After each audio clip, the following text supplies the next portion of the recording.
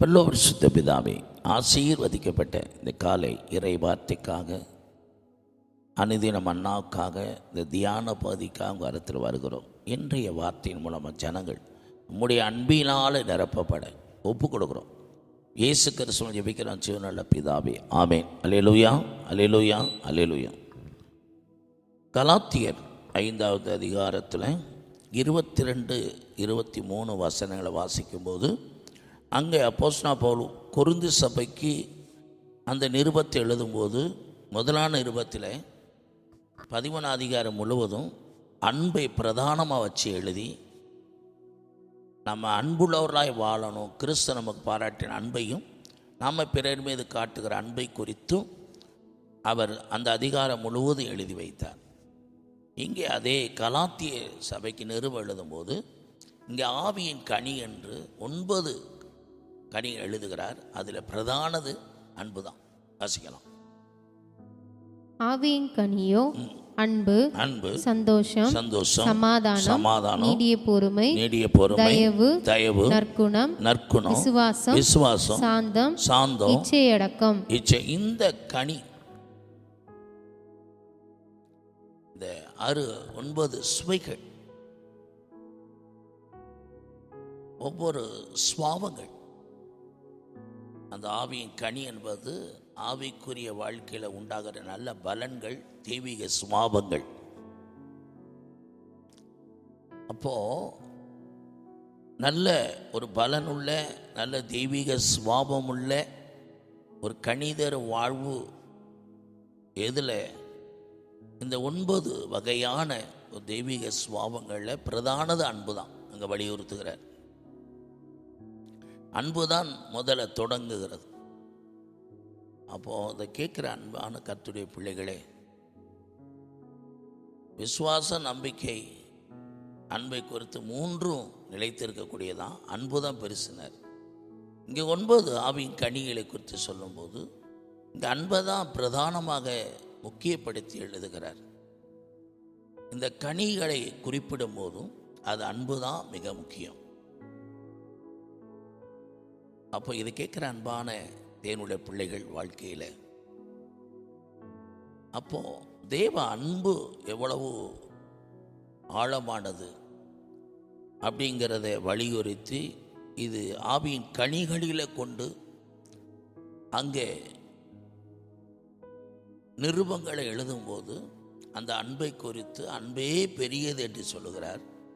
இங்கே கனிகளிலே சிறந்தது என்று சொல்லுகிறார். இதை கேட்குற அன்பான கர்த்தருடைய பிள்ளைகளே, ஒரு பெரியது என்று குறிப்பிடும்போது அன்புதான், கனிகளில் சிறந்தது என்பதுனா அன்பு தான். எல்லா கனிகளும் முதல் பிரதானமான கனி. அப்போ இதெல்லாம் நாம் தியானிக்கிற பொழுது, ஒரு மரத்தின் தன்மையே கனிகளினால் அறிவீர்கள். நல்ல மரம் கெட்ட கனி கொடுக்காது, கெட்ட மரம் நல்ல கனி கொடுக்காது. இந்த உலகத்தில் எல்லா மனுஷங்களும் நம்ம பார்க்குறாங்க. நம்ம ஒரு தேவ பிள்ளைகள்னா, நம்ம கிறிஸ்துவின் அன்பை பிறருக்கு காட்டவும், அன்பில் நிலைத்திருக்கவும் இருந்து தான் தேவ பிள்ளைகளாக நம்ம சாட்சியாக வாழ முடியும். எந்த இடங்களிலும் கிறிஸ்துவின் அன்பை வெளிக்காட்டணும். எந்த விதத்தில்? நீங்கள் வேலை செய்கிற இடங்களாக இருக்கலாம், குடும்பங்களில், எந்த சூழ்நிலைகளிலும் கிறிஸ்து அன்பாக இருக்கிறார், ஒரு அன்புள்ளவர் என்பதை நம்முடைய வாழ்க்கையின் மூலமாக பிரதிபலிக்கணும், வெளிப்படையாக கொண்டுட்டு வரணும். அவருக்கு அடையாளமாக அந்த அன்பில் நிலைச்சிருக்கணும். அன்பை வெளிப்படையாக கொண்டுட்டு வரணும், அன்பில் நிலைத்திருக்கணும். அப்போ தான் உலகத்தார், உலக பிரகாரமாக கடவுளை அறியாத மக்கள் கிறிஸ்துவின் அன்பை ருசிக்க முடியும். அப்போ இதை கேட்குற அருமையான கர்த்தருடைய பிள்ளைகள் வாழ்க்கையில், பரிசுத்த ஆவியானவர் உங்களோடு இடைப்பட்டு கொண்டிருக்கிறார். அப்போ கனி என்பது அந்த மரத்தின் தன்மையை வெளிப்படுத்துகிறது. நீங்கள் யார் என்பதை, நல்லவங்களா இல்லை அன்புள்ளவங்களா, எப்படிப்பட்டவர் என்பதை உங்களுடைய சுபாவங்கள் தான் மற்றவர்கள் அறிந்து கொள்ளக்கூடிய ஒரு சாட்சி. அதனால் இது கேட்குற அன்பான கர்த்தருடைய பிள்ளைகள், நம்ம நல்ல ஒரு மரம் நல்ல கனி கொடுக்கிறது போல கிறிஸ்துவுடையவர்கள், கிறிஸ்துவை அச்ச அடையாளங்களாக தரித்து கொண்டிருக்கிறவர்கள், நம்ம கிறிஸ்துவை சாயலை வெளிப்படுத்துகிறவர்கள், ஒரு தெய்வீக அன்பின் சாயலை பிரதிபலிக்கிறவர்கள், எப்பொழுதும் எல்லா இடங்களிலும் கிறிஸ்துவின் அன்பை சுமந்து பிரதிபலிக்கிற மக்களாய் காணப்பட கர்த்தர் நமக்கு உதவி செய்வாராக. அப்போ இந்த ரெண்டாவது அந்த தியான பகுதி கனியுள்ள வாழ்க்கை வாழும்படி நமக்கு இந்த ரெண்டாவது வார்த்தை வலியுறுத்துகிறது, ரெண்டாவது செய்தி வலியுறுத்துகிறது.